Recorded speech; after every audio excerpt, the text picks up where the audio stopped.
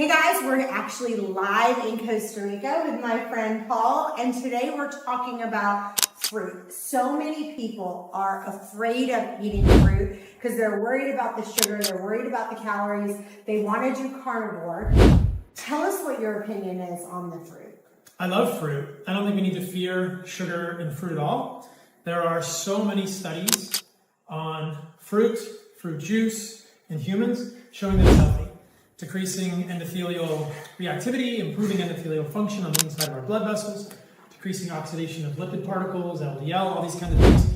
There's really no good evidence that fruit is harmful for humans. There is a lot of fear around sugar and raising blood sugar, but these studies are mostly based in diabetics, and there's a real confusion around diabetes. So sugar is not the cause of diabetes. Inadequate management of your blood sugar is a symptom of diabetes. So you can actually eat foods like fruit. They don't worsen your insulin sensitivity. They may raise your blood sugar a little bit, but there's a huge amount of confusion around this. So blood sugar is a symptom of diabetes, not the actual cause of diabetes around your actual blood sugar. So inadequate blood sugar regulation, this is what is a symptom of what's happening in diabetes, but it's not the real problem. The real problem has to do with foundational insulin sensitivity at the level of your fat cells, the level of mitochondria, of every cell in your body, and that is related to something entirely different. Yeah, so you can look at the literature. There are probably 20 to 30 studies of fruit juice, watermelon juice, pomegranate juice, grape juice, orange juice, cherry juice, and they all show beneficial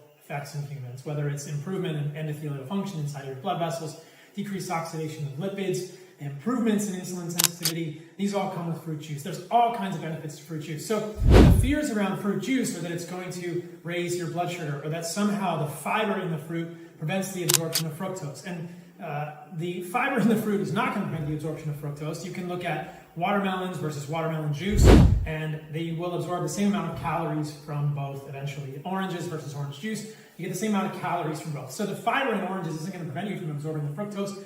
If you really look at the literature, with fructose in conjunction with whole foods, natural foods, it doesn't look like it's harmful for humans at all. All of the fear around fructose is based on isolated fructose studies in rats, or giving humans or rats large doses of sugar that's just outside of anything that humans would ever get. If you actually look at fructose, when it's given with glucose, like a fruit or a fruit juice, it's not harmful for humans. Our bodies convert most of it to glucose, lactate, and other intermediates. So there's so much fear around raising your blood sugar. And I think it's all well-intentioned, but the science doesn't support it. Have you ever done a continuous glucose blood monitor? Yeah.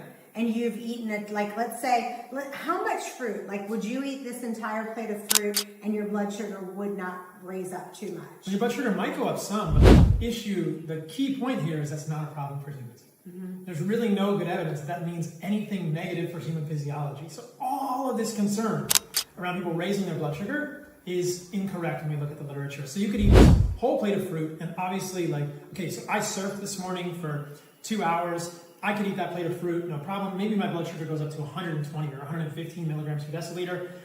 Within communities, in the health community now, there is this concern that raising your blood sugar to 120 or 130 is bad, and it's just not supported by the literature. There's no issue with that. That's not unhealthy at all. In fact, that's normal human physiology that would have happened to us throughout our evolution many times a day, and there's no evidence that that's harmful for humans at all. So it's really just making people a little bit too conscientious about this, and it's creating some fear around these foods. Yes, you should not eat junk food. Yes, we should not be eating processed sugars and sodas and high fructose corn syrup. Those are completely different than this. And if we are concerned about raising our blood sugar, perhaps we can show a study when someone drinks a Coca-Cola, the blood sugar goes up and things are problematic.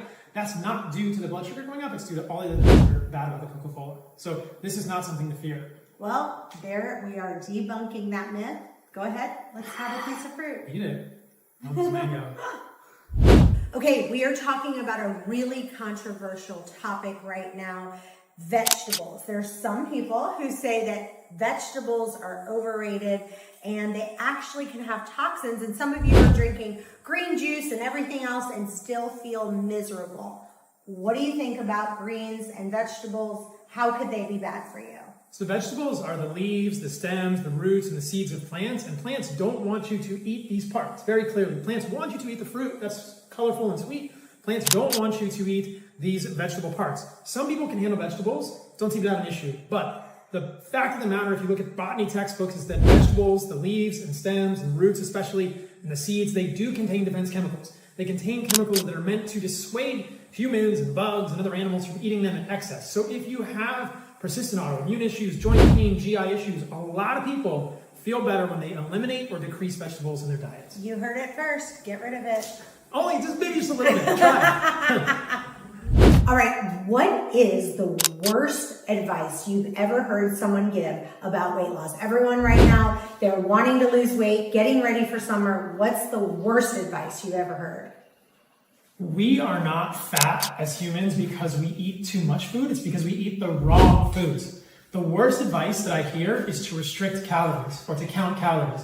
That is not the way to lose weight long term. If you look at the studies, over 85% of people who lose weight dieting and cutting calories without attention to food quality gain it back, usually plus more. And more. So this is clearly not the way to do it. Eat less, exercise more, move more is the worst health advice.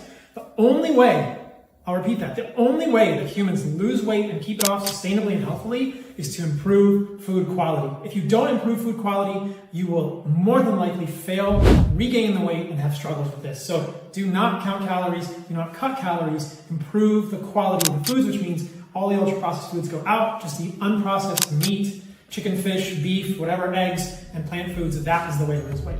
Love it. You guys stay tuned. We've got more coming up.